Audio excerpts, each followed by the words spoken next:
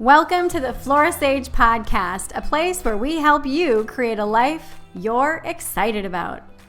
Welcome back to the podcast. I'm Flora, and today we are going to talk about clearing some emotional and mental clutter through the power of just one question. If you're new to my channel, welcome. I'm Flora.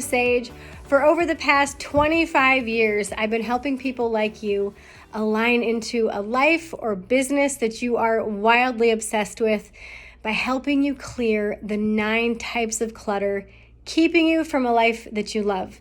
So what are those 9 types of clutter? They are mental, spiritual, emotional, digital, financial, daily, body, process, and environmental clutter.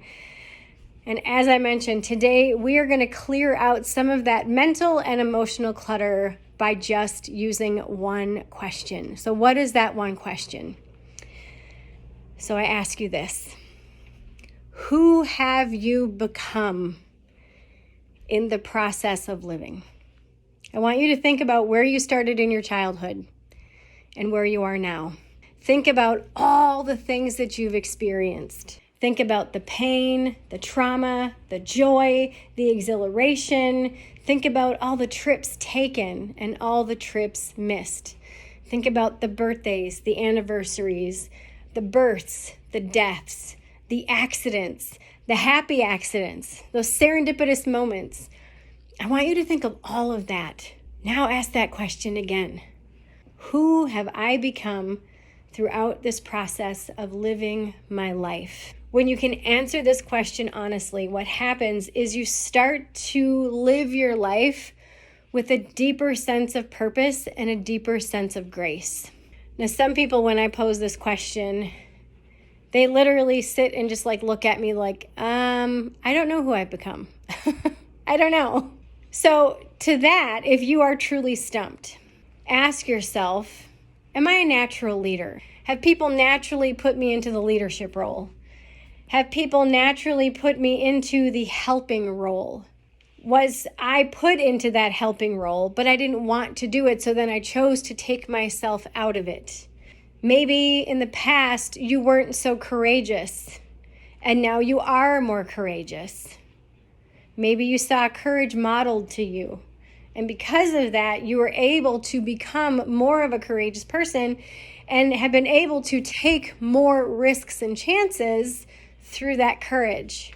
Did you have really good, healthy parents, and now you are a good and healthy parent as well? Or were your parents dysfunctional, and now because of that, you are a more functional parent because you've chose to do better than what your parents did with you, with the skills that they had at that time?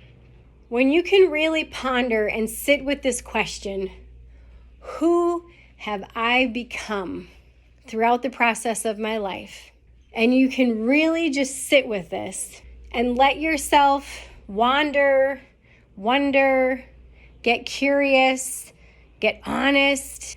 This will really help you in finding that deep level of satisfaction in your life.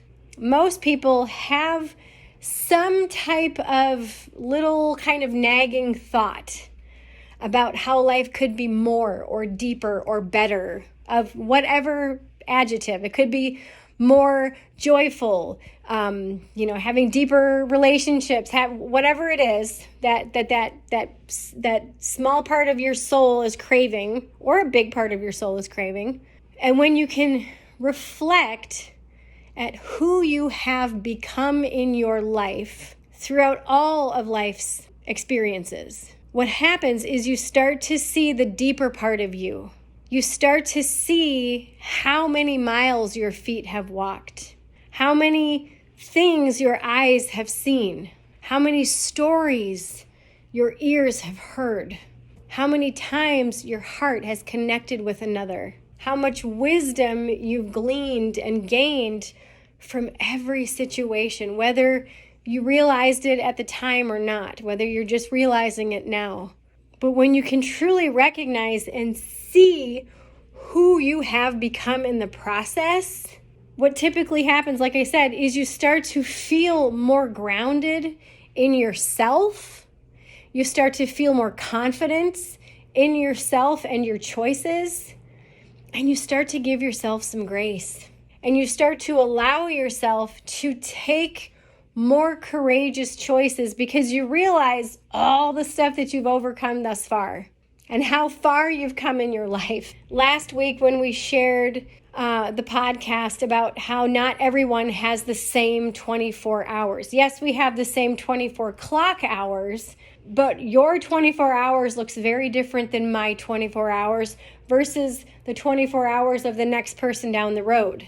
And when you can recognize that each of us is going through something very, very different, and each experience that we have is allowing us to show different parts of us to the people that interact with us during those times, you truly start to recognize who you are becoming through life's journey, through each and every single one of these interactions you have with yourself and other people, with yourself and your mind, with yourself and your calendar, with yourself and your priorities.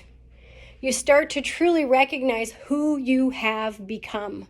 Now, sometimes when I go through this with people, they don't like who they've become. They're like, no, I don't like who I have become. And I'm like, okay, perfect. Now what? Now that you're clear on who you have become, are you proud or are you not? Are you excited and satisfied? Or are you dissatisfied and maybe disappointed with yourself? This is the perfect time to pivot. If you recognize that you are not satisfied with where you are in your life, awesome. Now you know your pivot point. This is one of the markers of the 1 degree shift.